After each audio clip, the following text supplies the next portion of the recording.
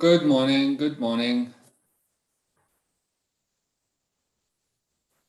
Good morning. Yeah, good morning.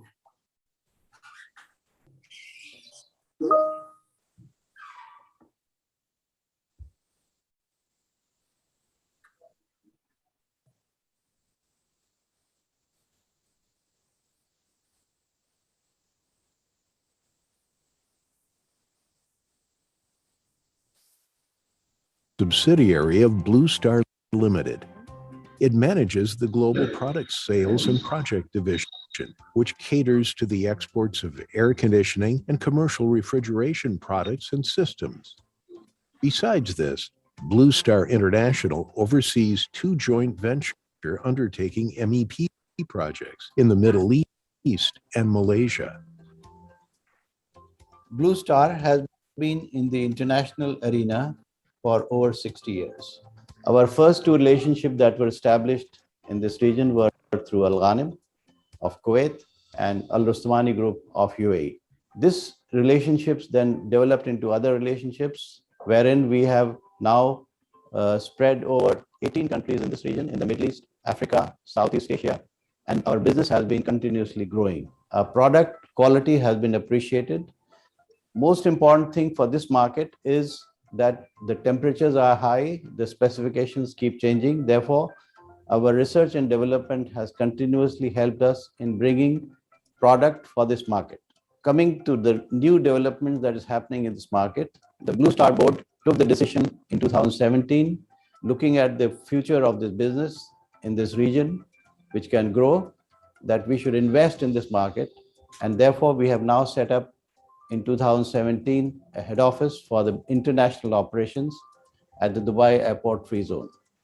After that, now we are further investing into Blue Star System and Solution Company, which will undertake the air conditioning and refrigeration projects in this market.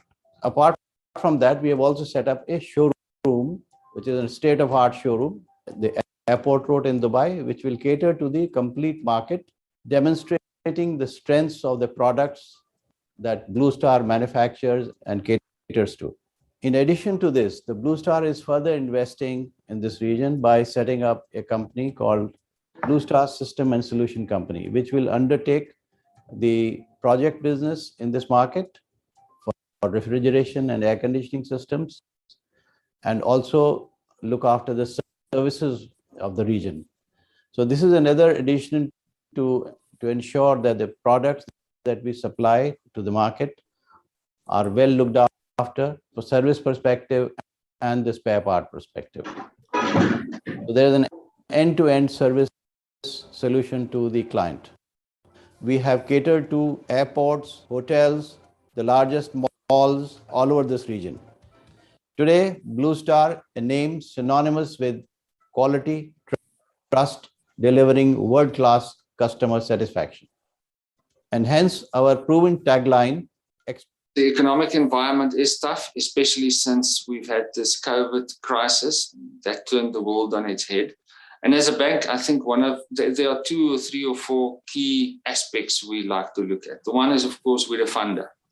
So we've got a very important role to play, and we can see it in some of the results of our clients, where we fund quite aggressively into the agricultural sector. So that's an enormous force for improvement and progression across the continent. So credit appetite and risk appetite is an important factor. The second is we help clients with risk management in terms of our forex and interest rate hedging strategies and products and solutions we can offer. And that is very important in the African context.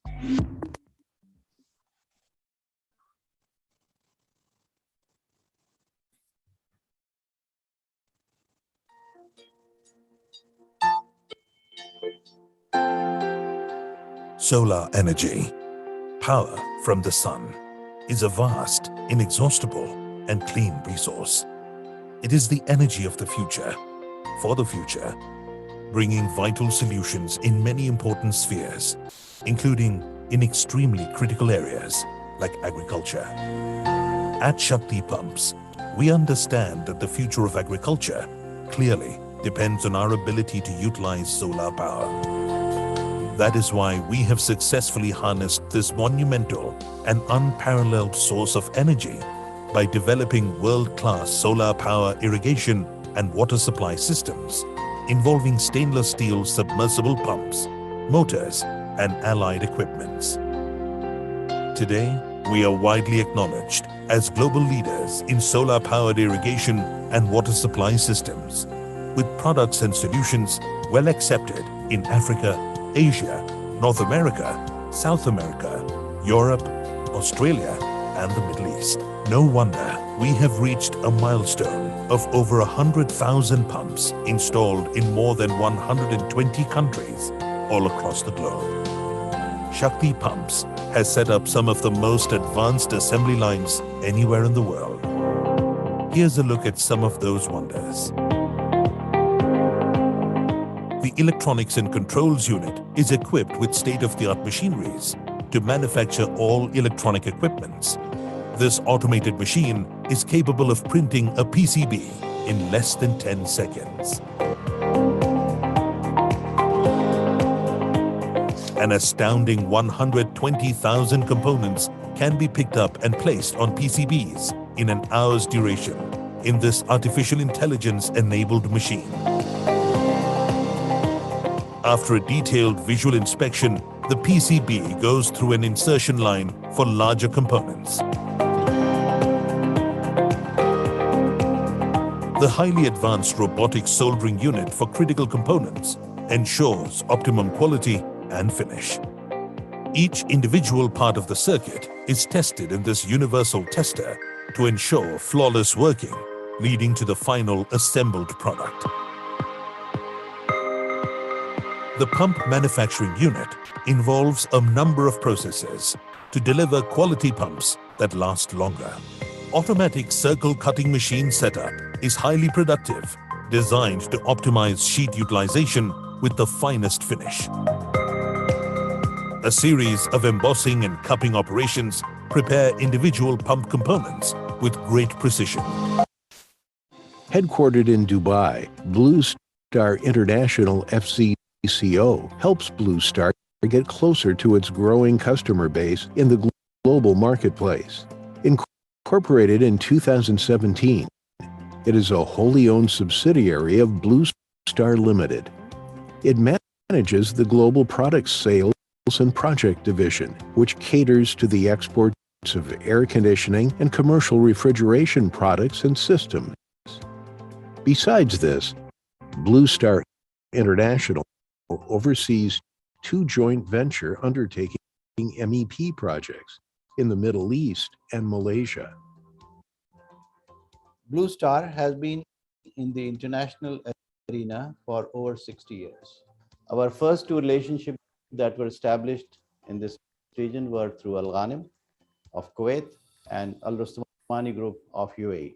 This relationships then developed into other relationships, wherein we have now spread over 18 countries in this region, in the Middle East, Africa, Southeast Asia, and our business has been continuously growing. Our product quality has been appreciated. Most important thing for this market is that the temperatures are high, the specifications keep changing. Therefore, our research and development has continuously helped us in bringing product for this market. Coming to the new developments that is happening in this market, the Blue Star board took the decision in 2017, looking at the future of this business in this region, which can grow, that we should invest in this market. And therefore, we have now set up in 2017 a head office for the international operations at the Dubai Airport Free Zone. After that, now we are further investing into Blue Star System and Solution Company, which will undertake the air conditioning and refrigeration projects in this market. Apart from that, we have also set up a showroom, which is a state-of-the-art showroom, the airport road in Dubai, which will cater to the complete market, demonstrating the strengths of the products that Blue Star manufactures and caters to. In addition to this, the Blue Star is further investing in this region by setting up a company called Blue Star System and Solution Company, which will undertake the project business in this market for refrigeration and air conditioning systems, and also look after the services of the region. So this is another addition to ensure that the products that we supply to the market are well looked after for service perspective and the spare part perspective. So there is an end-to-end service. The economic environment is tough, especially since we've had this COVID crisis that turned the world on its head. And as a bank, I think there are 2 or 3 or 4 key aspects we like to look at. The one is, of course, we're a funder. So we've got a very important role to play, and we can see it in some of the results of our clients, where we fund quite aggressively into the agricultural sector. So that's an enormous force for improvement and progression across the continent. So credit appetite and risk appetite is an important factor. The second is we help clients with risk management in terms of our forex and interest rate hedging strategies and products and solutions we can offer. And that is very important in the African context.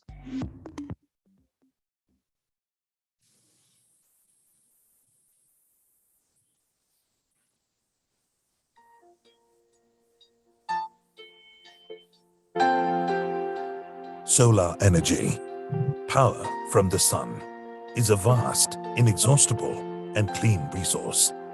It is the energy of the future, for the future, Good afternoon, Mr. bringing Makija. vital solutions to the in session. many important Good afternoon, Mr. spheres, Keswan. including in extremely critical areas like agriculture. At Shakti Pumps, we understand that the future of agriculture Good afternoon, clearly Mr. Agarwal. depends on our ability to utilize solar power. That is why we have successfully harnessed this monumental and unparalleled source of energy by developing world-class solar power irrigation and water supply systems involving stainless steel submersible pumps, motors, and allied equipments. Today, we are widely acknowledged as global leaders in solar-powered irrigation and water supply systems, with products and solutions well accepted in Africa, Asia, North America, South America, Europe, Australia, and the Middle East. No wonder we have reached a milestone of over 100,000 pumps installed in more than 120 countries all across the globe. Shakti Pumps has set up some of the most advanced assembly lines anywhere in the world. Here's a look at some of those wonders. The Electronics and Controls Unit is equipped with state-of-the-art machineries to manufacture all electronic equipments. This automated machine is capable of printing a PCB in less than 10 seconds. An astounding 120,000 components can be picked up and placed on PCBs in an hour's duration in this artificial intelligence-enabled machine. After a detailed visual inspection, the PCB goes through an insertion line for larger components. The highly advanced robotic soldering unit for critical components ensures optimum quality and finish. Each individual part of the circuit is tested in this universal tester to ensure flawless working, leading to the final assembled product. The pump manufacturing unit involves a number of processes to deliver quality pumps that last longer. Automatic circle cutting machine setup is highly productive, designed to optimize sheet utilization with the finest finish. A series of embossing and cupping operations prepare individual pump components with great precision.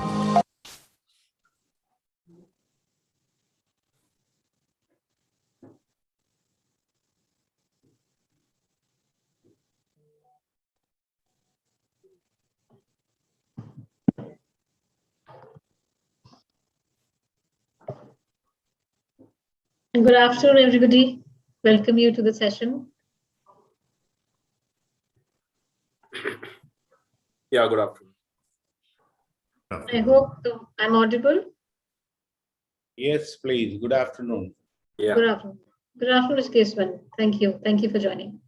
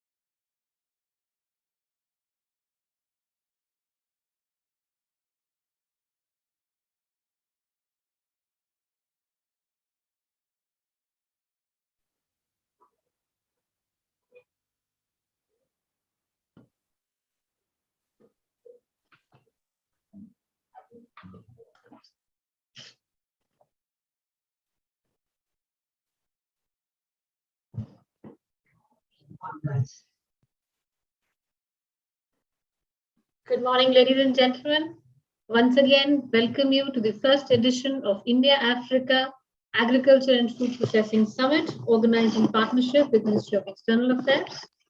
We welcome you to this important session, Farm Mechanization and Irrigation Solutions. We have a set of eminent panelists with us. May I request Mr. Puneet Kundal, Joint Secretary, ESA Region, Ministry of External Affairs, Government of India, to kindly give his opening remarks and moderate the session. Over to you, sir.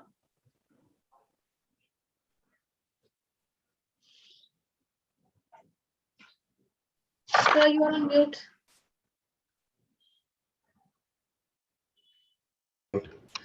Yeah, good morning, good afternoon. Thank you for the introduction, Rakiji. Thank you very much. I just wanted to make sure that I am being heard by everyone. Can I just get a thumbs up that I'm being heard? Thank you very much. That's very kind of you.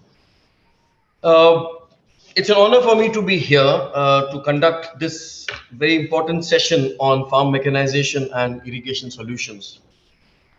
You see, India was a food dependent country, but with the Green Revolution, we became a food surplus country in a matter of less than 30 years. This was made possible primarily by the use of modern technology, of which farm mechanization is a very, very important part. Our vision for Africa as a partner in the development process of Africa was very clearly stated, especially in the field of agriculture, by our Prime Minister when he addressed the Ugandan Parliament, saying that Africa has 60% of the world's arable land, but produces just 10% of the global output. We will work with you to improve Africa's agriculture. India is therefore committed to work with Africa, with all the countries of Africa, to improve the African agriculture. It's heartening to see that Africa itself understands, like the rest of the world, the importance of food self-sufficiency and sees agricultural production as a means not only to fill the stomachs of the people, but also as a means to escape the cycle of poverty and desperation. It's with great satisfaction that I note that the African Green Revolution Forum, the AGRF 2021, was hosted by Kenya from 7th to 10th of September. And it saw the participation by the presidents of Malawi, Rwanda, Uganda, and Namibia. That is to say that agriculture is top of the priority for all heads of states and heads of governments today. It is one of the top agendas for all governments as a whole. India today is the largest producer of pulses, the second largest producer of rice, wheat, sugarcane, cotton, groundnuts, fruits and vegetables, as also the largest producer of milk. The use of mechanized power, like I said, was critical in our green revolution. However, even today, India operates at a farm mechanization level of about 40 to 45%. The US, for example, boasts of a 95% farm mechanization. Other countries like Brazil operate at about 75%, China at about 57%. The percentages in Africa are much, much lower. And therefore, this sector is an important sector to leverage in order to increase the food productivity levels of African continent as a whole. Like the Honorable Agricultural Minister of South Africa noted in her session early half an hour back, that the African food industry could well worth be over $1 trillion, according to a World Bank estimate. She also very rightly said that Africa is been punching below its weight. And I think these are the things that need to be leveraged for the African countries to raise their productivity levels. And like I said, farm mechanization is really one of those methods to do that. We also need innovative solutions due to limited water resources, and that the indication is towards irrigation. India has several schemes that we have implemented. Just to give you a few examples, we speak of a soil health card scheme, which kind of matches the crops with the soil that is available, therefore optimizing the quality of output from every given type of soil. Per drop more crop is another scheme, which means that we try to maximize the output of agricultural crops by the use of minimum amount of water. And of course, most of the countries today are in a state of water stress. India continues to be a water stressed country where it feeds a population of 1.35 billion. And therefore, there is a need for us to increase the productivity of the crops, squeezing out the best that the crops that the earth has to offer, with the per capita availability of water going down. I really don't want to dwell too much more on the political vision of India, or the way forward as the governments see it. I have a very eminent panel to take care of that discussion today. May I have the pleasure and the honor to invite His Excellency Mr. Fred Bouino, the Minister of State of Agriculture of the Republic of Uganda. Sir, may I invite you to kindly deliver your special address. The floor is yours.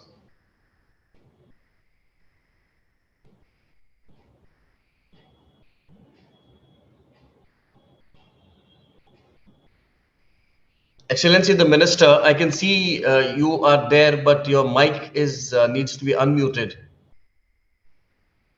May I invite you to deliver your address, sir? I can see you online.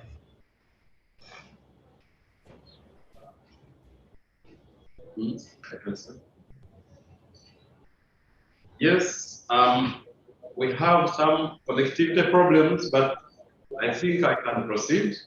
Yes, please. Distinguished representatives of the government of India, Her Excellency the High Commissioner of Uganda to India, Her Excellency Grace Akelo, and the other Ugandan representatives, representatives of the Confederation of India Industry,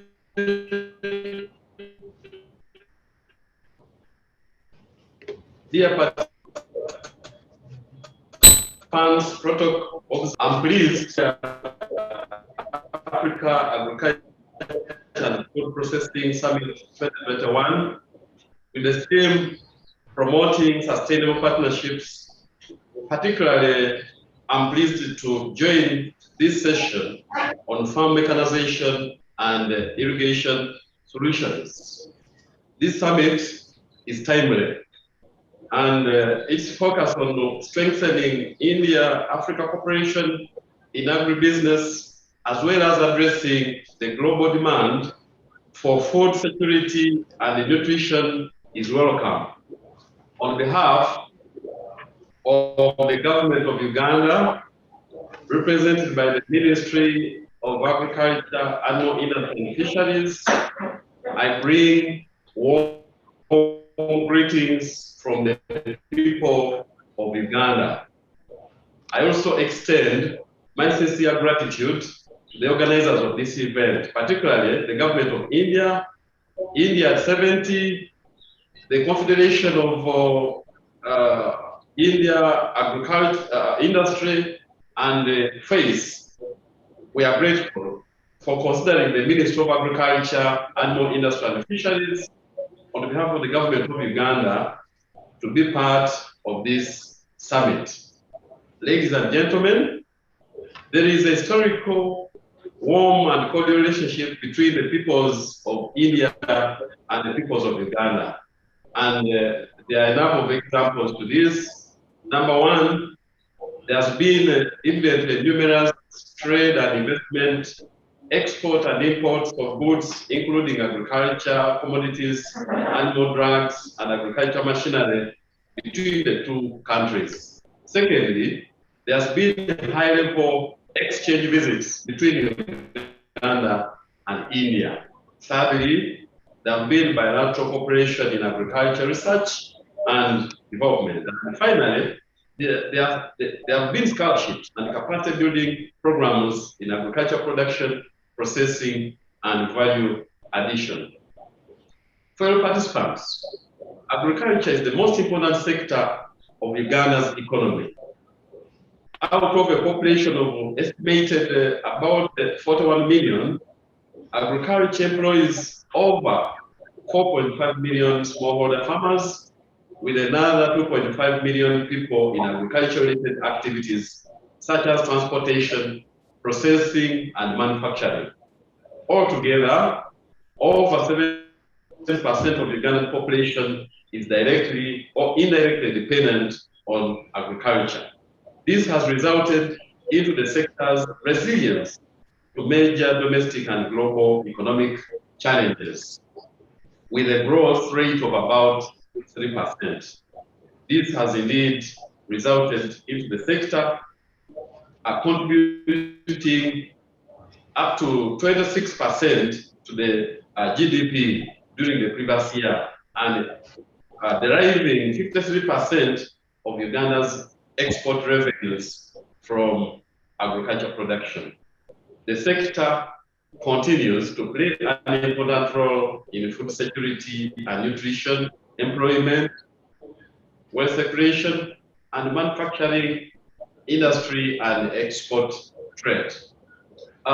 Ladies and gentlemen, most of the constraints to agriculture production in Uganda are technology related.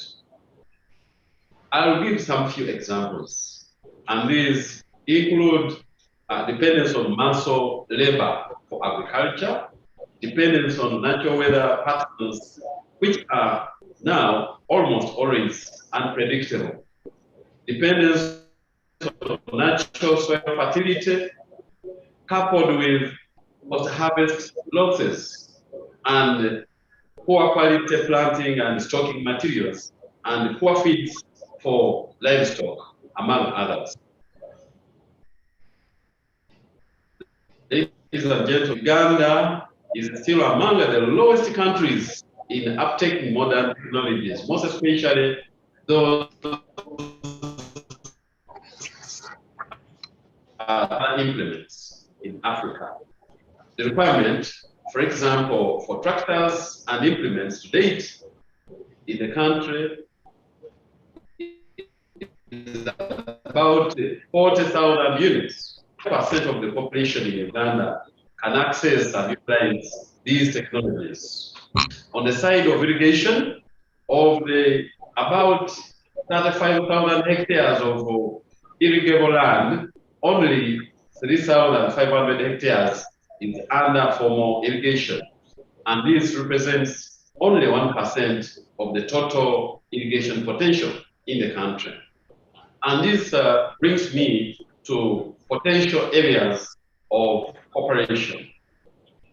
The strategic direction of the Ugandan government is to increase farm power among our different categories of farming households. That is to say, the plantation farmers, the smallholders, and the peasant farmers who constitute the majority of the farming community in the country. We want to ensure that we provide appropriate mechanized knowledges which are suitable to the different terrains of the country, including the slopy terrain, the hilly terrain, and the plain areas where the land tenure systems allow mechanization. Emphasis is being put on both small household-based equipment, such as working tractors, single and two-axle tractors. We also encourage the free power where plantation can be promoted through cooperatives.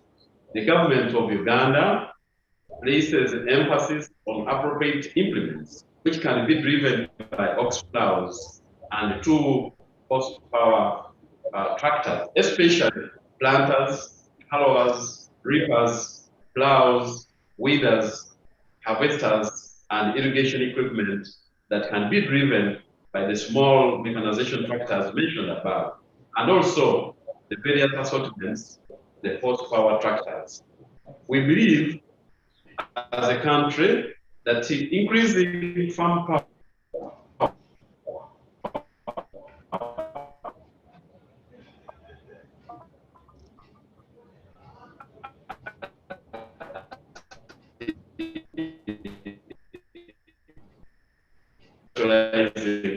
agriculture.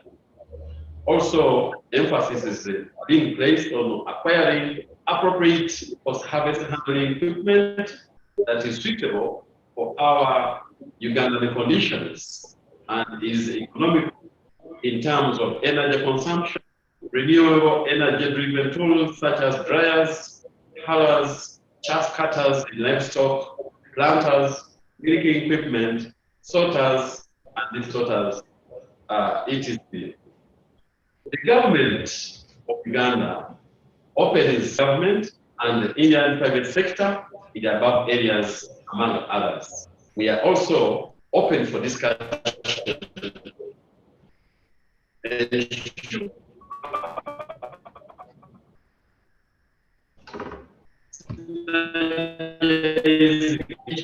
Country implement this partnership to work. I thank you very much for God and my country.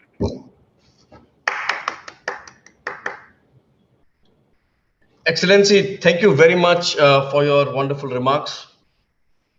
May I have the pleasure of introducing the panel for the day.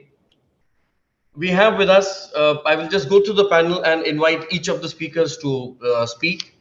Our first speaker in the panel is Mr. Paul Zakaria, the Secretary General of the Zimbabwe Farmers Union. Mr. Zakaria, the floor is yours. Thank you very much. I'm pleased also to be part of this panel and to discuss some of the things that may take agriculture in Zimbabwe forward. Coming from the Zimbabwe Farmers Union, our union is arguably the largest farmer organization in Zimbabwe, with membership coming upwards of 375,000 and drawing membership from all categories of producers, the smallholder farmers, the emerging commercial, the large-scale commercial. But in terms of percentages, the smallholder farmers in the organization are about 80%, and the other categories share the remaining 20%. The organization has presence throughout the 8 provinces of the country, and we are also in all the districts, and the representative structures come all the way from the villages. So in terms of the organization being informed about what our members are doing and what the process is in terms of developing agriculture is very, very wide. Now, Zimbabwe has a total land area of almost 40 million hectares, out of which 16 million hectares are arable. And Zimbabwe is currently utilizing about half of its available arable land, around 8 million hectares. Out of the arable land, Zimbabwe has potential actually to irrigate more than 2 million hectares. And at the moment, our capacity is down to 206,000 hectares. So that shows you that there is a real potential actually to grow. And that is under the 206 hectares are under irrigation. And that shows also that Zimbabwe's agriculture is largely rain-fed, and this severely limits its growth. So those statistics clearly show that there is a lot of potential to grow the agricultural activities in Zimbabwe, and also the related value chains in agriculture. So agricultural production, as is the case in many African countries, including Zimbabwe, is characterized by low production, low productivity, and very, very low levels of competitiveness, such that for a country like Zimbabwe, the cost of producing agricultural products, inhibits the country to then engage in cross-border trading, because the cost is too high and because of many inefficiencies that would need to be addressed. So it is agreed that one of the ways of addressing the issues that we suffer from is through mechanization and modernization of the country's agricultural sector. And Zimbabwe's national requirements for tractors, for instance, and combined harvesters stands at 40,000. Now we need 40,000 tractors, all sorts of horsepower that we can think of, and about 400 units of combined harvesters. But currently, we are sitting at 14,000 tractors and about 200 combined harvesters. So that shows you that there is also room to stretch and improve in terms of the utilization of the land, efficient utilization of the land, as it were. So despite the significant role that agriculture plays to the national economy, Zimbabwe still lags behind in terms of mechanization and irrigation systems development. So in Zimbabwe, for instance, inadequate farm machinery and agricultural mechanization is directly impacting on the successes of agricultural performance.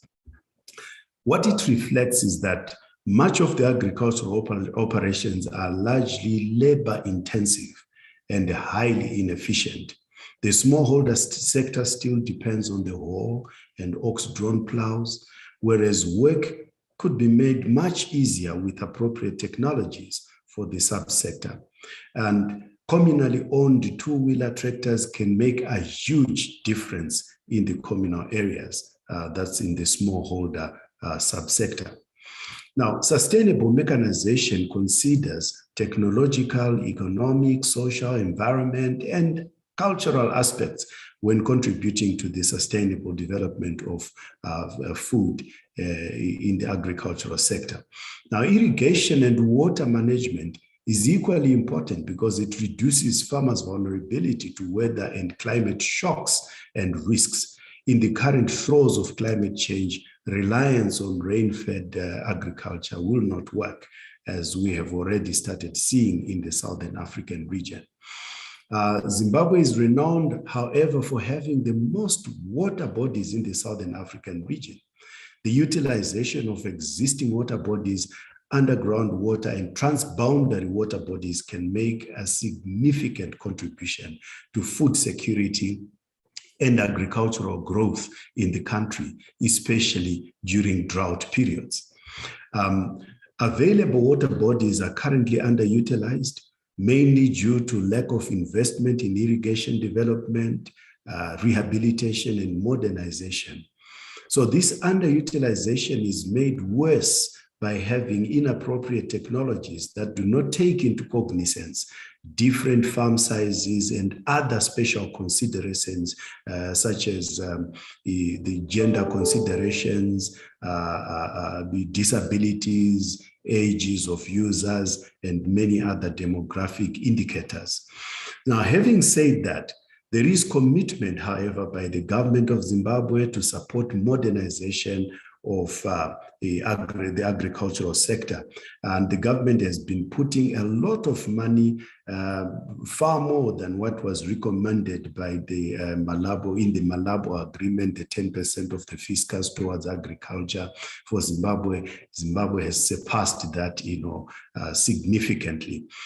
Now, at the 24th summit in January 2015 in Addis Ababa, Ethiopia, the AU heads of state and government reiterated their full commitment to the African aspirations as outlined in the Agenda 2063, the Africa we want, and specifically under Aspiration 1, in which commitments were made to transform Africa's agriculture to a modern and productive sector and to banish the hand war by 2025.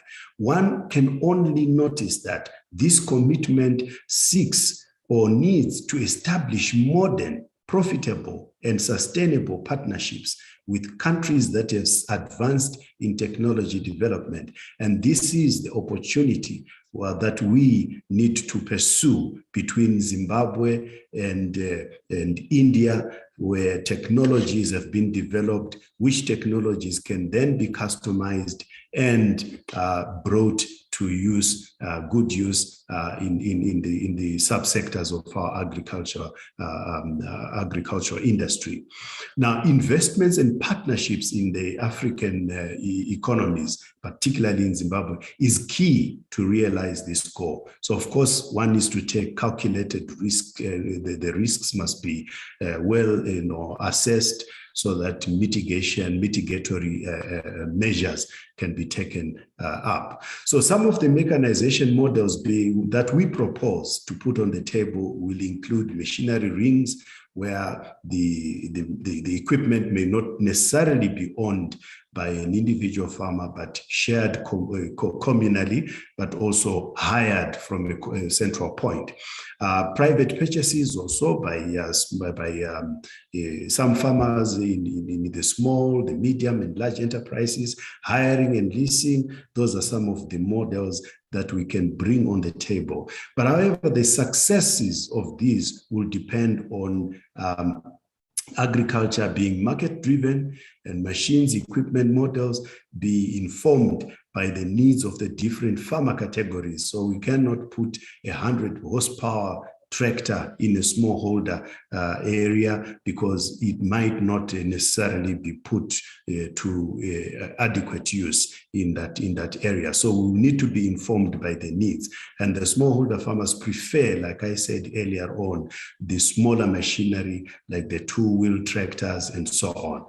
Then we need to adapt financing mechanisms also, roping in the markets, the off-takers, and making sure that if it is a loan, the loans we have put in place, ring-fenced the loans, and put in place measures to ensure that those loans, such loans, are recovered.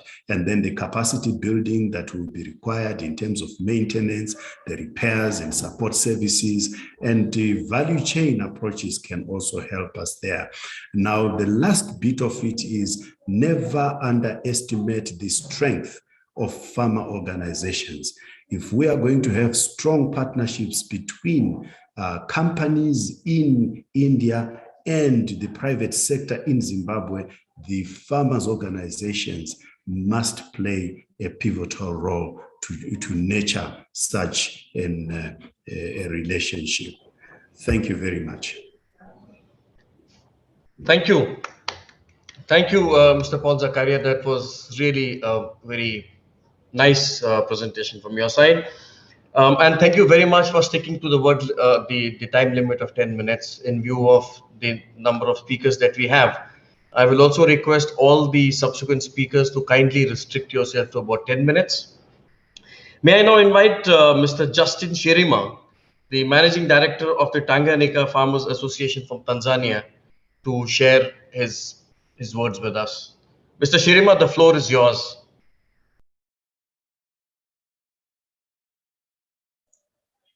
Thanks very much, the moderator and the panelists, and pleased also be honored for the invitation of attending this very important conference on agricultural development in Africa and opportunities for partnership between Tanzania and India.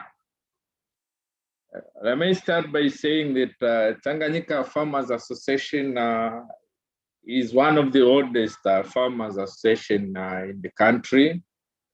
Started since 1935 and is hosting a membership of 5,000 members across the country from the north to the southern part of the country. We basically also running a wider network coverage for distribution of agricultural input across the country than anyone else in the distribution of input in the country. With a network of 17 branches covering the whole country. As some of you may know that Tanzania is a big country with a total land of 945 square kilometers. And the land available for agriculture in the country is actually 620 square kilometers. And this is the Arab land. So as one of the oldest farmers organization in the country, we've been playing a key role in distributing the agri-inputs, starting with the seeds, implements, and simple tools from the commercial size farming to the smallholder farmers. And maybe to keep it a little bit brief, let me go straight to the challenges that as a country we are facing in terms of mechanization and the irrigation. Basically, as a previous speaker from Zim and the Honorable Minister said in Uganda, we're also going through a number of challenges. But in terms of tools and mechanization, as a country, we're entirely looking at importing simple tools from China and partly some from India, which I may not have the quantities, but at least what I can assure you that we are importing 90% of the tools, and these are the simple tools, leave alone the commercial size equipments like the tractors and all these. We still have operating with less than 10% of the requirement of the tractors that we may require for our members to run a productive agricultural activities in the country. So we still have a huge potential to grow the mechanization opportunity for the growth of agriculture among our members. And as part of this participation in the conference, we basically are strategically looking at the strategic partnership and discussions on how do we engage ourselves in the distribution of simple tools to the commercial machines for agricultural revolution in the country. In terms of the agriculture and irrigation, in fact, we as a country, we have like 290,000 square kilometers available for irrigation in the country. And at the moment, we are only using 1% for irrigation as a country. So there's a huge potential, like 99% is basically not in use. So this is also another area that we would require strategic partnership, and India being our focus for developing the irrigation farming. Given the challenges that we have on most of our 90% looking at depending entirely on the rain, and this is a big challenge. The growing population and all this. So maybe those, and to me, those are the strategic areas that we would require a little discussion with India and see how do we grow up the partnership for the sake of serving our members and the entire community in the country. And having said so, Ms. Moderator, let me end up here. I think if there are any specific question or information that is required on mechanization, our membership, and areas that we can partnership, will be open for those the opportunity for questions. Thanks very much. Thank you, Mr. Srinivas. Thank you for those words. Indeed, those are words of wisdom. We really appreciate the fact that you import goods from India. My only submission to you is please look at India more than what you're looking at India now. You mentioned China as a source of imports. I can assure you on behalf of all the panelists and the Indian industry as a whole, we can produce goods better and cheaper than China, and you can rely on us for your agricultural needs. May I now invite Mr. Kesavan, the Group President of the Tractors and Farm Equipment Limited, to kindly address us. Mr. Kesavan, the floor is yours. Thank you, sir. So before I get into, I hope I'm audible enough. Hello? Yeah, you are. Yeah, okay, good. Because I was a little worried that I may not be audible enough. Okay, so before I get into a discussion on this topic, I really wanted to say that I'm going to talk more about the agricultural potentials of both the countries rather than only talking for a company which I represent. Because I also, till very recently, about a week back, I was holding the position of the president of Tractor Manufacturers Association, and also I lead quite a bit on the Indian Agricultural Fora as a chair of the committees. So let me start like this, sir. I have traveled extensively in Africa, mostly by road, and I think I've been almost every country, and I probably met almost all the farmers and dealers. And whenever I go there, see, one of the things which I always find is that there are three basic issues which I always found is an area where I get a little threatened, and I'm sure that's what happens to the Africa. One is, people already talked about the need of food self-sufficiency in every African country and the need for each and every human being to be fed. Said that, I think the biggest issue I think today Africa is facing is also a scarcity of water. It's scarcity of water. And mechanization, I would like to be driven more by business as a flow business in order to bring in technology rather than concept of tendering, because that actually comes in spurts and not on a consistent support to the farmers on a long-term basis. These are the main three things I always see in Africa. I just wanted to quote only one statement that when it comes to sustainable development, SDG 6 of FAO really talked about ensuring availability of sustainability of water, and the imbalance of countries and conflicts, and also lack of resources at one extreme and probably extreme resource needs at another extreme. We always talk about sub-Saharan Africa with supply of rainwater, but we also seen that with the changes, what is happening in the climate, you lend to be floods or droughts. And that's also, I mean, very simply typical to India. So while I'm addressing the water scarcity, people will wonder, why am I talking so much on the water scarcity?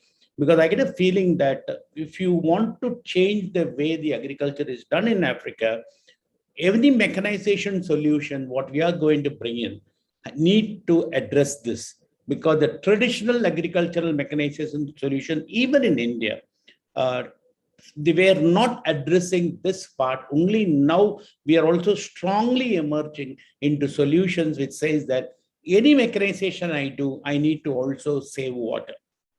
So this is the imminent crisis, and I think India and Africa both need absolutely cost-driven mechanization solutions.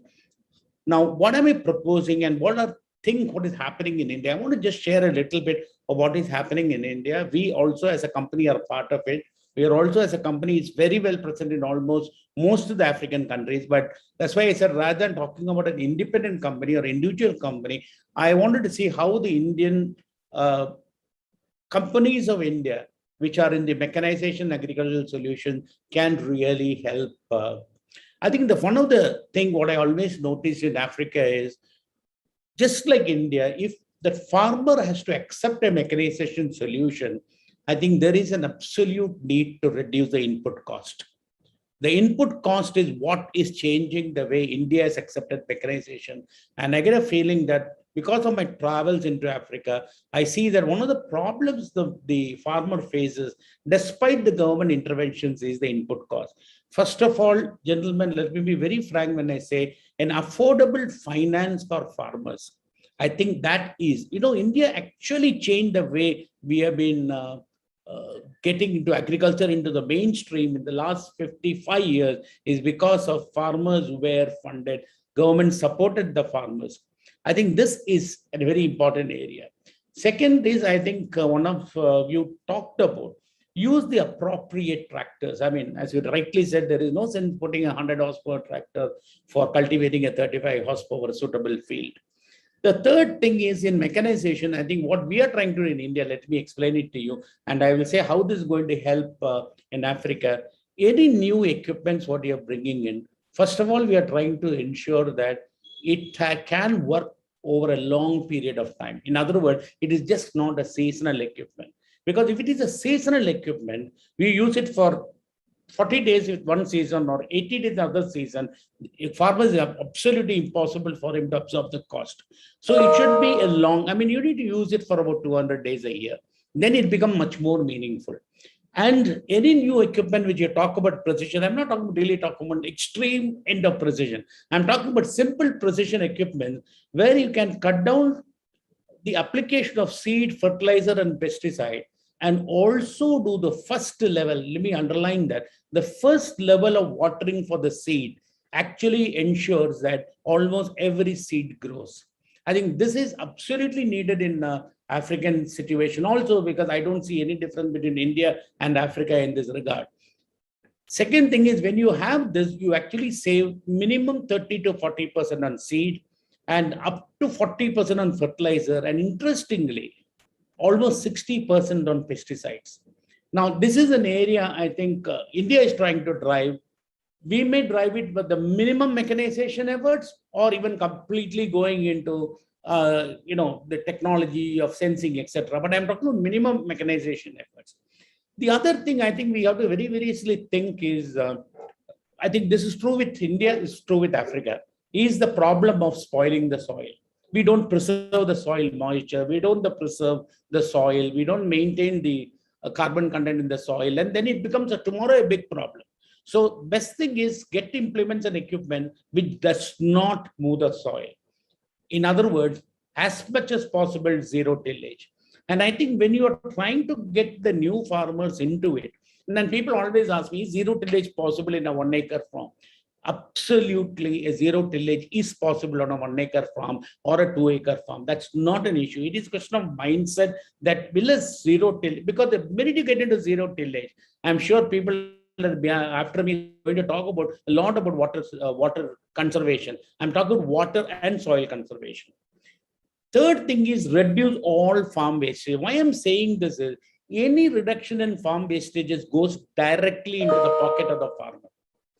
Anything beyond farm, nobody knows where it really goes. It can be the middleman, it can be the final trader, but anything saved up to the farm land, I mean, the end of the farm goes to the farmer. So this is one area I think we have to be extremely careful in working. And today there are technology. India has gone into those technological solutions for the small farmers. And this is an area I think there is a necessity to discuss and understand. That's why I'm separating this from a company to company talk. I think it's largely a little more wider level of talk. So what am I really saying? What I'm saying is I'm going to use an implement as very generic use, because I think the implements of today and tomorrow is going to be different. Basically, I'm looking for targeted seeding, targeted fertilizing, targeted pesticide spraying, and targeted water use. And multi-purpose, which I said that use it for a long period of time. I can only share you one simple example. In India, we have harvesting business. The harvester works for 200 to 240 days a year. And interestingly, we'll notice harvester is the single costliest equipment as far as Indian mechanization is concerned. And interestingly, there are so many players, independent players, not depending upon subsidy, are able to buy and run the machine and make reasonable profits. Only reason is you are getting an equipment which can be used for a long period of time. And this is going to be another concept we have to bring in if we want to cut down the cost. Indian harvesters may not be perfect, but what we do is we do it for rice, wheat, and maize. With small modification, the same machine goes across India. This helps a big way on mechanization, and similar multi-purpose equipments which I talked about is also going to be. The other thing is, like when the mobile came, everything else went for completely went to sleep, the regular phone. I think technology is here. So I think like India can adopt the technology straight away. I think this is the time for Africa to adopt the technology straight away. And this is one area. Typically, I'll talk about equipments like drones. I mean, it's not, see, once you have a drone, it is no more great technology. But the question is, drone itself is a technology. More important than drones is the nozzles, what you use on the drones. These are what actually makes it very specific, focused, and you can actually start hitting where the pest is. You don't have to spray everywhere. So these kind of technologies need to be adopted into Africa, because again, I'm talking about two things. One is it stops the problem. Second is it cuts down the cost. Third is it doesn't pollute. Cutting down the cost is what actually means to the farmer. Pollution or other things, I don't think when it really comes to a basic farmer, is not really bothered. He will say, can you save me money? Can you make me profitable? And this is the answer. See, people talk about satellite and macro for governments. I do tend to agree. Satellite and other things are good for the government. But when it comes to small and individual farmers, he's worried about his local farm, his local land. So it has to be much more specifically driven for his need. What do we use in India? We use drones. We use local mapping. So some of this is possible to straight away take to Africa. What I'm saying is you don't have to invent anything new. I talked about soil leaving undisturbed and no-till, and there is also a concept of bullet seeding which is catching on. I'm not going to talk too much about it today. It is actually pinpointing with the seed is coated with the fertilizer and everything. It goes like a bullet. So I know I'm almost on the 10-minute gap. So what I'm going to talk about a little more, I'm going to close it, is that another area which I genuinely believe in Africa, a lot of women work in farms. The issue is, I think you need to have equipment which is both unisex. I remember Dr. Tarifa of UAE, who is expert in this, and she's also expert in Africa. She's been talking about the simple need to get farm equipment for the women, exactly like in India. I mean, it's no different from India. Okay, given to women so that they become much more active. And this is something I genuinely believe can help Africa too. We talk about intelligent solutions, I talked about localized, but I genuinely believe that farming as a service, if supported by government, without support of the government, farming as a service will not work. Even in India, we are struggling to convert farming as a service because most of the farming as a service is localized. But with the support of the government, which is Indian government has done, I think the same thing we can do this. I think it's a great thing can happen. And my genuine belief is that there has to be a government policy laid down, and then you can create a rental models appropriate. I'm not saying that I'm not going overboard on rental models, because I know there are quite a few limitations to render model, but important thing is going to be an enabling platform, a long-term play. I think that's what any businessman will like to see when you enter any continent. A long-term play which can help the farmer, and it has been measured by the benefit of the farmer. This is what. So what I just close saying that whatever is happening in India absolutely suits Africa. Every equipment needed by Africa is already with us, or we are already developing it. And it is also the state of art too in the future. We can launch India, Africa. We can actually create launches in India, Africa together. There's no need to relearn. But farmer funding and government-backed ecosystems are important. Africa's similar conducive climate created like what India has done to make the whole change. I think genuinely praise the Indian government for doing this, and the current PM for going extensively supporting the farmer. And last but not the least, Indian manufacturers can make it happen hand in hand with African counterpart. And for me, because I work so much in Africa, this is not just a dream, but actually genuinely for me, it's a true wish. I'm going to stop here because I know I talk reasonably generally. I'm not talking about, but all those equipments I talked about, gentlemen, are available with one manufacturer or other in India. That's the important point. So I'm not going to say buy from there, buy from here. It's available so that I think India can help. Let me stop here. Thanks a lot. Thank you, Mr. Keshwan. That was really very elucidating. And I think you just reiterated what I had just said, that India really should be looked by our African brothers and our African partners as a source, as a true partner and as a true source for any kind of technology or any kind of technological support that is required. With those words, let me invite Mr. Surinder Makhija, the strategic advisor and senior vice president to Jain Irrigation. I understand, Mr. Makhija, you have a presentation to make. My request would be, again, we have two more speakers and I have some question and answers as well to take care of. May I request again for a concise presentation, please? Thank you. The floor is yours. Thank you, Mr. Kundal. Excellencies, it's a pleasure being here. This is something which always happens at the last minute. Allow me to go back. Actually, my presentation will show that all along what I have made a presentation on has been already said by the previous speakers. This happened also therefore yesterday. I believe this is going to be another problem.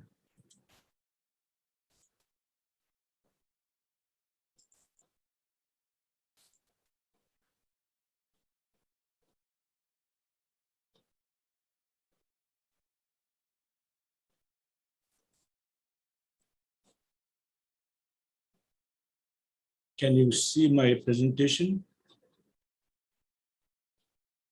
No, we cannot see your presentation.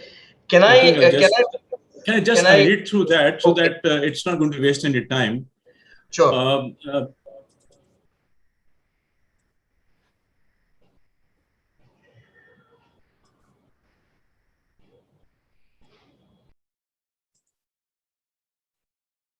Yes, sir. You can make it full screen, please. Sir, you can make it full screen at the bottom. Yeah. Okay. Can you see it now? Yes, sir. Is it visible? Okay. You see, allow me to, I have also traveled extensively in Africa, and it's my pleasure to be here. From my experience, I would like to, narrate the farming ecosystem in Africa in the following manner: large corporate farms, highly mechanized, capital intensive, and highly productive oriented farms. Others are the European and expat farmers, the farms under churches, charitable organizations, state-owned corporations, and prisons, and small growers with 80% having less than 2 hectares of land, mostly living on subsistence. Sadly, the first two categories have left very little impact or transferred any skill development or knowledge to the host country or communities. The major challenges being faced by the agriculture in Africa I think this is basically what the previous speakers have said. Marginal land holdings, lack of knowledge of modern farming practices, lack of adequate incentives, appropriate institutions like NABARD and ICR in India. I would dwell on this because this is something which really has helped India agriculture to grow a great deal. Like NABARD happens to be the financial backbone of Indian agriculture system. And it is virtually a route to various government schemes. It is a route to banking system that reaches the farmers all over the country. ICR, the Agriculture Council of India, Indian Agriculture Council, happens to be the bane of the R&D activity in the country. It also provides the modern farming practices and knowledge to the farmers. Inadequate mechanization has already been discussed. Insufficient use of inputs like better seeds, fertilizers, and irrigation systems. Now, irrigation is one which previous speakers have said is one of the biggest issues, because despite the very large land bank in Africa, the irrigation is only less than 2% all across. And absence of inadequate financial resources available to the farmers. Like this, again, is one area which I think is necessary for the farmers of the agriculture in Africa to grow. This is much needed. In India, we have institutions like systems like Kisan Credit Card, which are able to provide short-term and long-term credit to the farmers. And this is one area which needs to be addressed if the agriculture in Africa needs to grow. The potential of agriculture in India in Africa is very, very large. There's a huge unused agricultural land. There's also sufficient quantity of water available. The partnership with India will give access to science-based, innovative, technology-driven systems, solutions relevant to African needs at very lower cost. I believe transplanting technology from highly developed countries, and this is something which I would like to emphasize, has done very little to help Africa to become self-sufficient in food production. Anywhere we go, we see pockets of highly mechanized islands in Africa.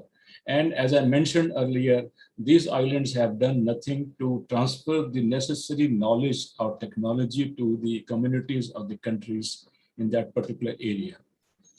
This is one photograph I have taken in the northern part of Africa, Ethiopia. In fact, this is a place called Tigray or Mekele. You see a couple of the center pivot irrigation systems being installed over there. I'm not against center pivot irrigation systems, but I think that these kind of solutions will not really help Africa in any way.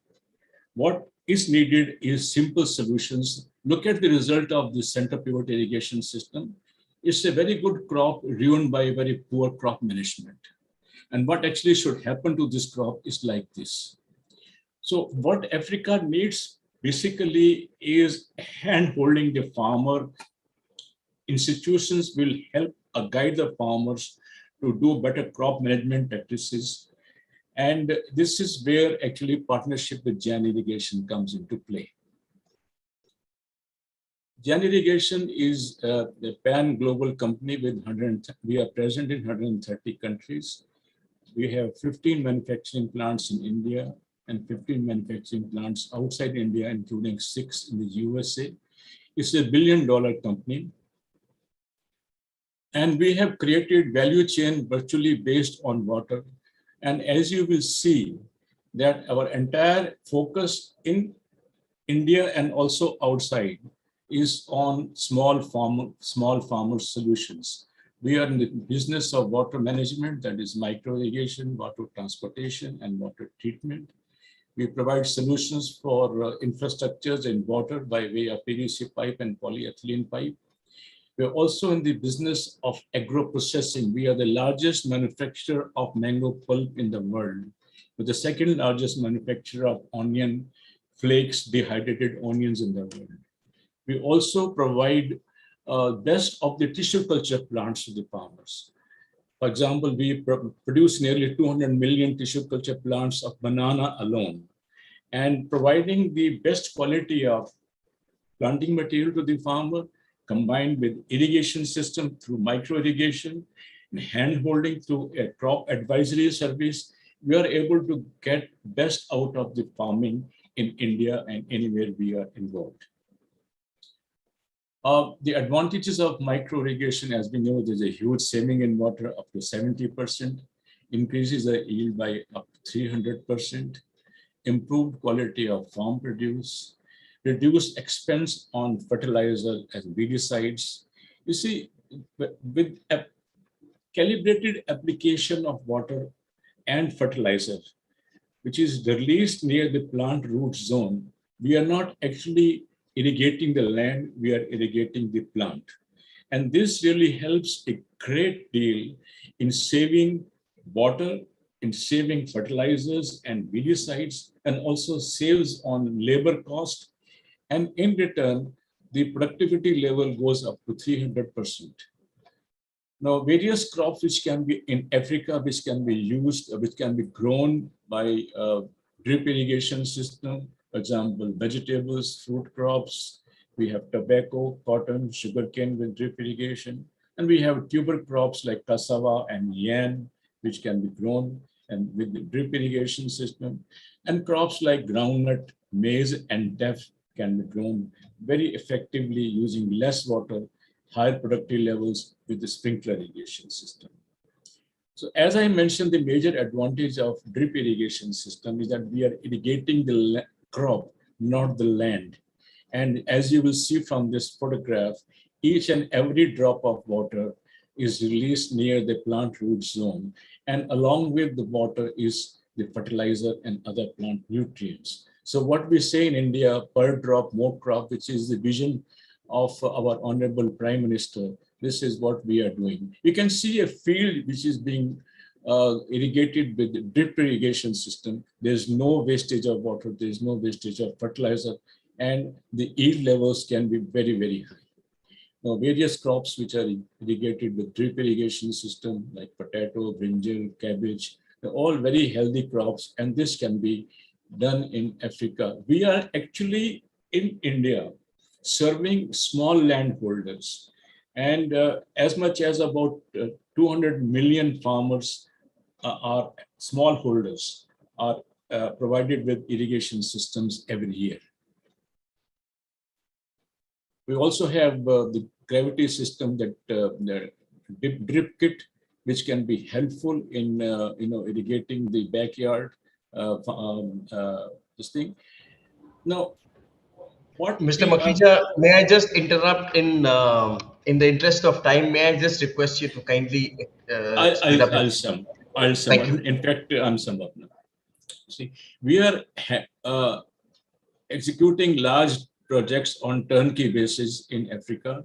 And this is one of the photographs of turnkey projects, what we are doing. This is one of the projects we have done in India. This is in Bal Valley of Himachal Pradesh.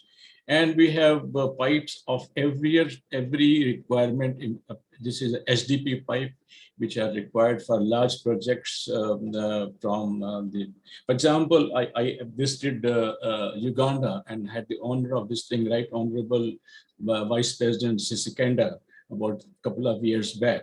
And he asked me to find solutions for providing irrigation systems on the Nile River. Now, we can do a lot, but the biggest problem in Africa is that you lack capital. And we are not in a position to invest heavily into the projects that we undertake. We can provide the projects on turnkey basis on very large areas of tens of thousands of hectares. But the biggest problem that I have mentioned is the availability of capital in Africa, which really has accelerated the growth in Africa. This is a solar agri pumps. This is a very prestigious installation at the height of 15,000 feet at Leh in India. This is a solar irrigation system. And we are able to irrigate, and there's no grid power there. So we are irrigating large amount of area using the solar irrigation system there. Same in case of one of the canals in Kangra. So what I want to sum up is that we develop skills of small farmers, provide tools and equipment. This has already been highlighted by the previous speakers. Develop entrepreneur skills to encourage local manufacture of tools and implements for small farmers. Less than 10% of producers in Africa have access to credit. Indian rural credit system like Kisan Credit Card under the umbrella of NABARD can be suitably replicated in Africa. And African governments must encourage adoption of micro irrigation systems to help the farmers to enhance their crop yields and incomes. This is the idea of more crop per drop. Thank you very much. Thank you very much, Mr. Makhija. Those were very innovative solutions that you offered. May I invite Mr. Vikas Agarwal from Kirloskar Brothers Limited to kindly go ahead with his presentation. Yeah. Please. Yeah, thank you, Mr. Kundal. I have a very crisp presentation. I think so, yeah. Mr. Makhija, you have to stop sharing your presentation. I am doing that. Yeah, thank you. Thank you. Thank you.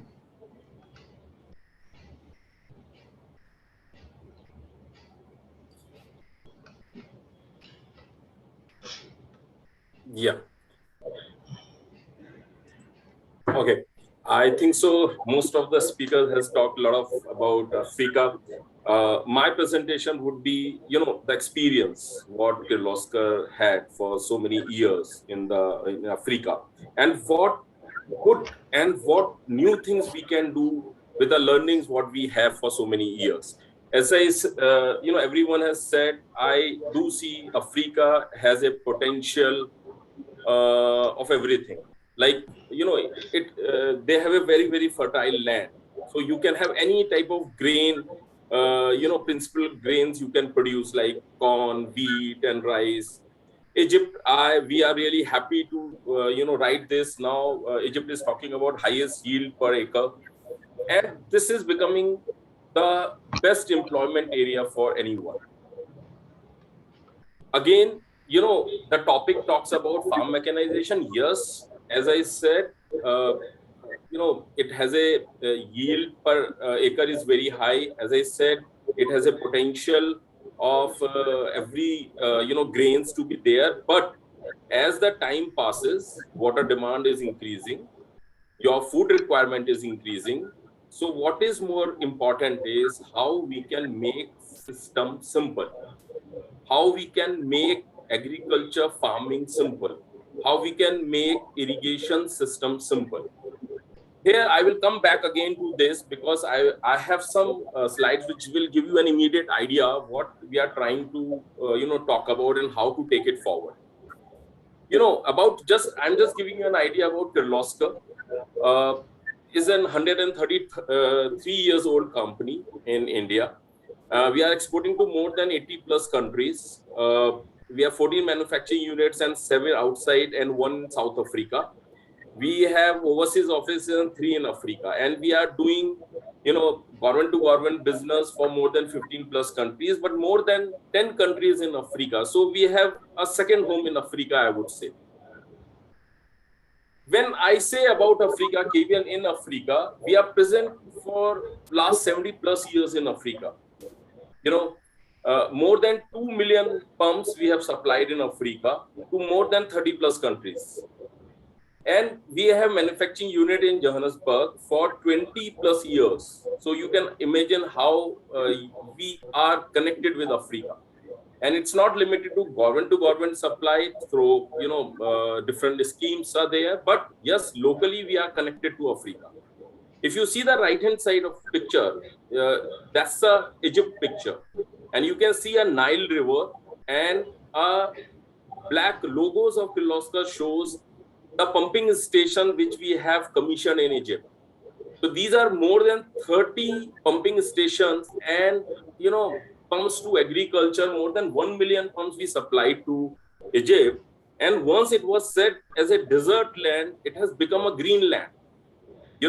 So today when we talk about Egypt, the name, the way it is popular, every pump is known as a Kirloskar. So idea is the experience, what we have gained, the activity, what we did it in past, it is giving a result. It is bringing the change, the green revolution. Same with the other success story. There are many success stories. I would not go into that. I'm just giving an idea. Is the Senegal, where in 2006 to 2011 we supplied more than 2,300 pumps to various farmers for the agriculture activities. And once Senegal was they were importing rice, and now they are talking about exporting the rice. So this is the green revolution which was brought in those countries. But what is more important is, with 70 years of understanding in Africa, with having offices in Africa, with connecting with so many success stories, we have a lot of learnings out of there. And learning is talking about large irrigation schemes. Learning is all about agriculture schemes, and what to do and what not to do. That is very, very important as we move forward. While I was listening to everyone, it's very interesting when everyone says, what is important is, water scarcity is going to happen. You have to have an affordable, farming. You have to have a sustainable growth, effective growth, efficient growth. But what, as a company, we can do, what little we can do. So with our experience, we came to understand, when you're talking about large irrigation projects, the major issue which is coming is not having a project there. It is to complete and close the projects there. Let the country get this benefit out of it. And we found there are a lot of activities which are hampering due to civil work is not happening. Pump houses are not getting constructed. Pipelines are not getting, laid down. So we came out with a thought process, what new innovative we can do there. So, we came with the concept of plug and play pump houses, because you see these type of systems where there is no need of civil constructions. You need not required to go for many statutory requirements compliance. You need not required to have a land acquisitions. You have a small containerized systems where you just plug and play. You just connect a water inlet and outlet. It is movable. You move around. It is so simple to get connected. And finally, you are completing the scheme, because you are delivering the water, and you are not entering into an hassles of what is happening for years to get the water out of it. The second new concept which we have launched is pump house on wheels. If water can't come near to you, you have to go near to the water. So these are the pump houses which are on wheels. We had supplied to the countries like Suriname. Suriname recently we supplied these type of schemes, where again no civil constructions is there, no hassles of having 2 or 3 partners for a same project working to complete the project, and finally we are not going to complete those projects. So it is single ownership, effective ownership, cost-effective solutions, and you move around this pump house wherever the water is there. Again, it is not limiting to irrigation. It is talking about water supply in urban areas. It is talking about dewatering. It is talking about flooding. So it is a pump house moving around in the city, in the agriculture fields, in remote areas. The same way, again, these are the system which is pontoon mounted system. Pump houses within the river. Again, you are saving a lot of space. No civil construction is required. You are coming out the hassles of what pain everyone is talking about, land acquisitions, and it takes 2 years, 3 years to start the project, and then the completion of project is again a question mark. And if you see the figure, the left-hand side figure, these are the pump systems we supply to Senegal. More than 300 systems we supply to Senegal, which I am talking about. Same way, as these things I am talking about, as an irrigation solutions, as a effective irrigation solutions, as a simple irrigation solutions. The same way, these are the micro and mobile solar pumpings. Means a small farmer having 1 hectare or 2 hectare of land. So again, it's very difficult for him to, adapt many, changing technology. So again, what we are talking about, it's a small, micro solar systems. And wherever the pond is there, well is there, a small location is there where the water is there, a farmer can utilize that water. It's not about large irrigation scheme, it's talking about small micro. I'm very sorry to interrupt you. This is a very fascinating presentation, but I will have to request you to wind up in under a minute. We have another speaker, and then there is the next session after that as well for CII, and that is after 10 minutes. So kindly, I request you to kindly wind up, please. Yeah, I have 2 slides only. This is again a new option is a micro hydropower generator. If you do not have a solar, but if you have a water, you can generate an electricity. It is just a suitcase. So you can carry a suitcase. So at any remote locations, you can have these type of components where we are reaching out to the small farmers, small areas, small houses which needs an electricity. Having said all these things, as I said, if you have to avoid civil, these are the prefab construction of pump houses, which again, a new concept has come, and I'm not limiting to agriculture. This is talking about fish pumps, where the live fish can be transported from one area to other area. And this is again a composite systems. So I have just briefed you about what new innovations, new ideas we are offering to the market. It is cost-effective solutions. It is time-bound, completion of the project, solution for everyone, right from a country to country, a farmer, a user, and fastest way of completion of the projects. This is what actually I want to communicate. And just to end, I just want to say this: thank you. And the change in the Africa. I am not sure whether you can have my video. Can this just a 10 seconds?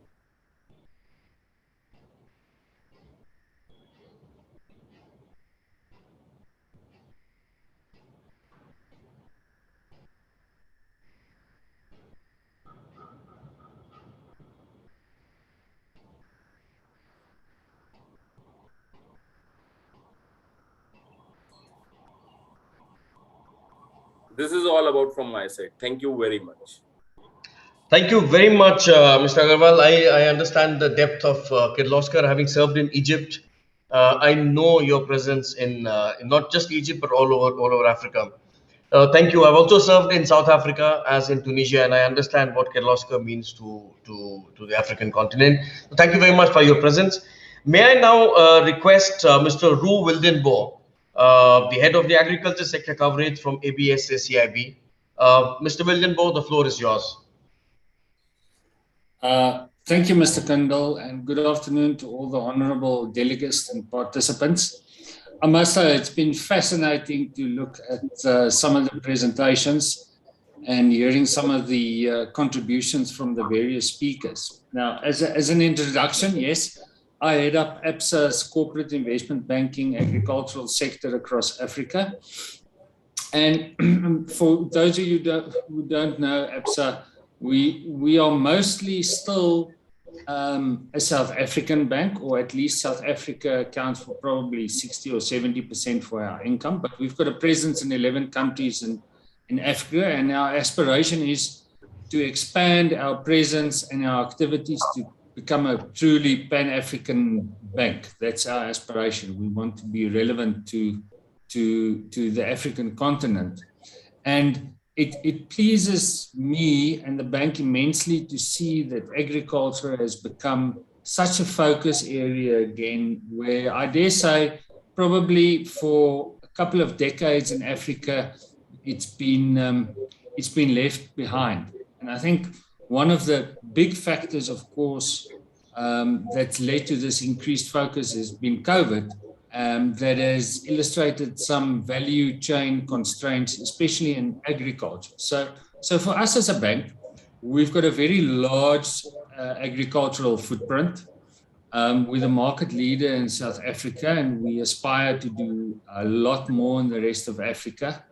The deep question remains, and I think all of us on this presentation and talk recognizes this, that we see a crisis coming in terms of feeding the world, and more specifically, feeding the African continent, where calorie intake is already comparatively low, and where many of the speakers prior to me have said that, and we've acknowledged that agricultural yields in Africa are also low. Now that is a problem, of course, but it also means there's a lot of potential to be mined and realized.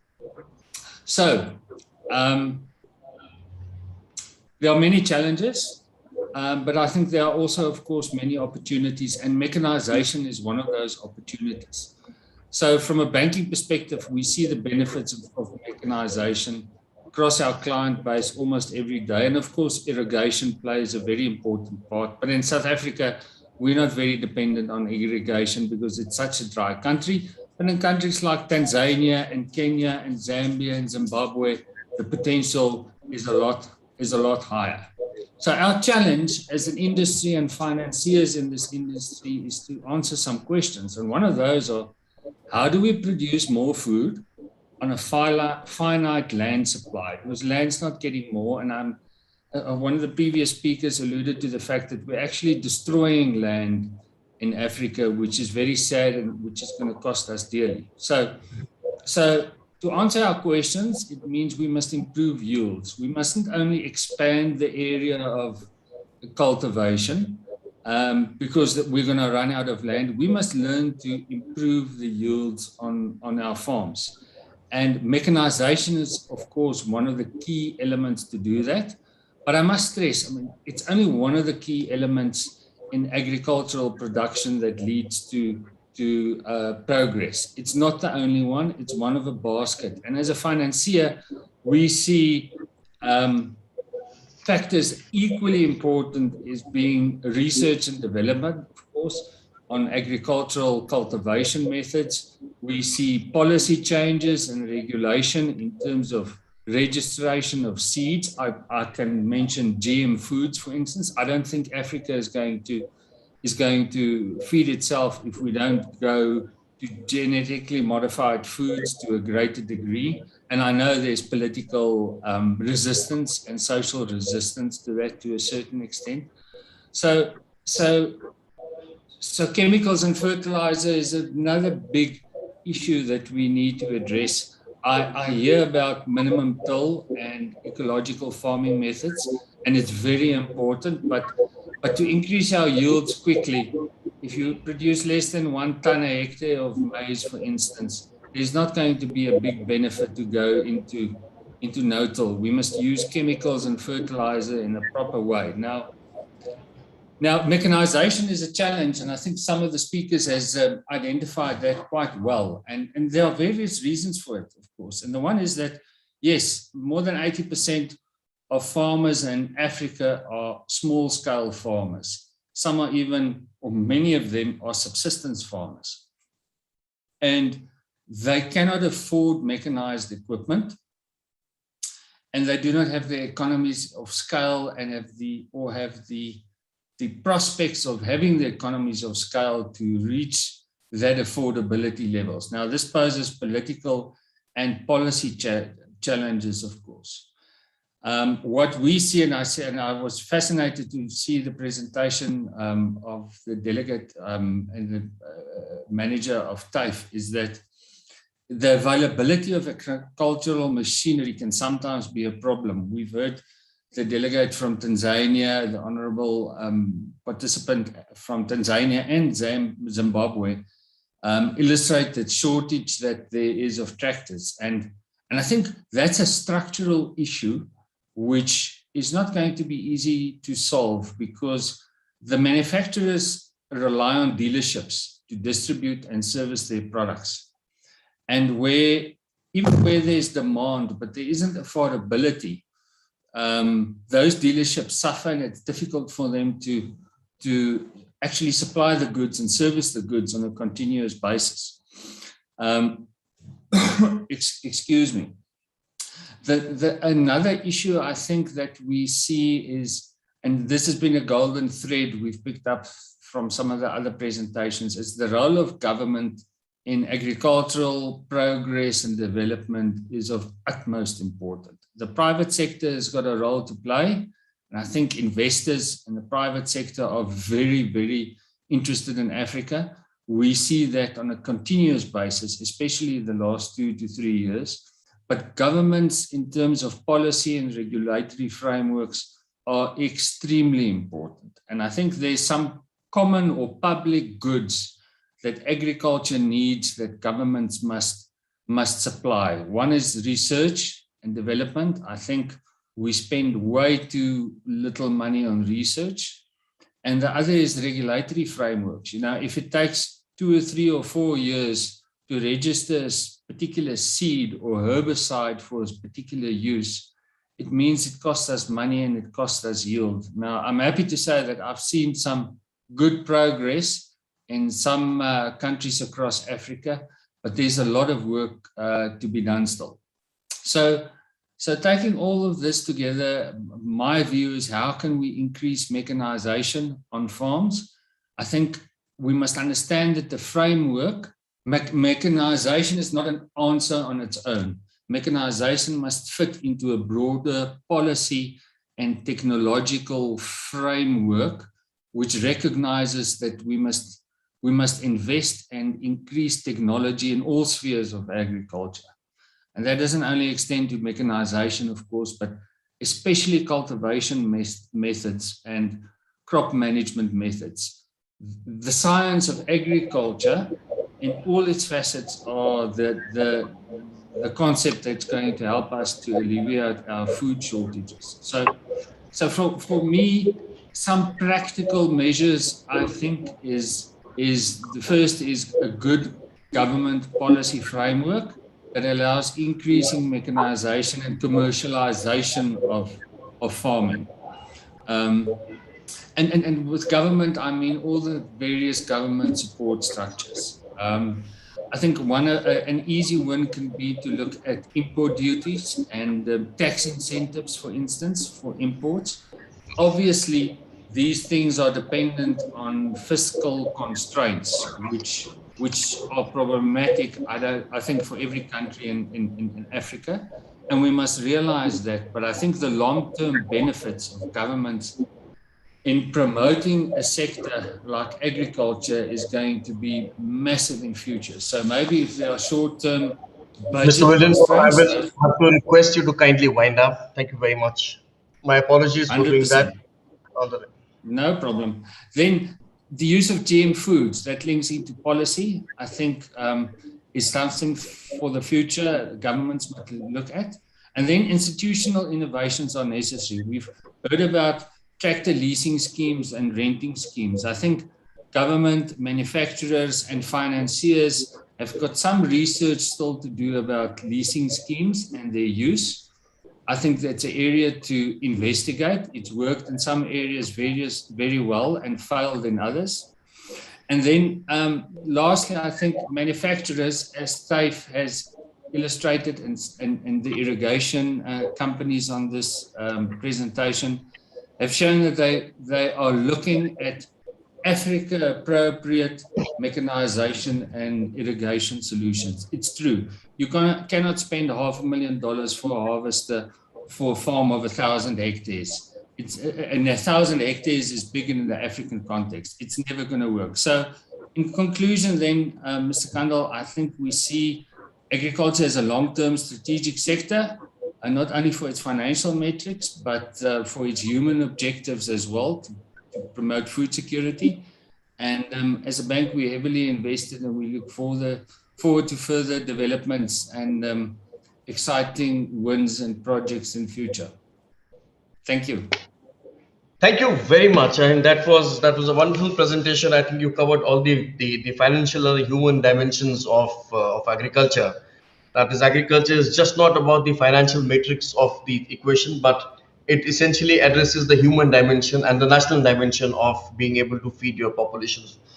Well, thank you very much. That was indeed a very, very beautiful session, and it was a very wonderful session. It was very nice to hear all the speakers.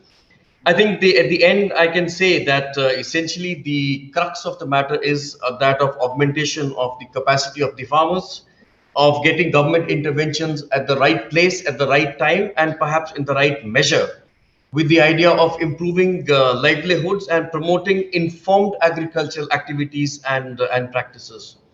The other thing on soil and water conservation also is important, because not only do we look at the backward linkages that the farmer has with the soil, but also the forward linkages that the farmer has with the financial matrix or the market forces that operate in the field in which the farmer is working.